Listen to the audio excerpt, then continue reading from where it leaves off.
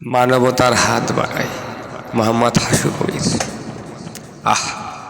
হাড় কাঁপানো শীত পড়েছে, ভিত গেঁথেছে মনে, হিমপাবনে শরীর কাঁপে প্রতি ক্ষণে ক্ষণে।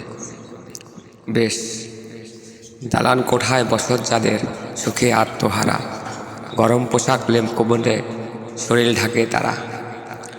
পোলাও মাংস নিত্য ভোজন, অভক্ত নেই ঘরে, মনের সুখে বাসর সাজায় রাতে শোয়ার পরে।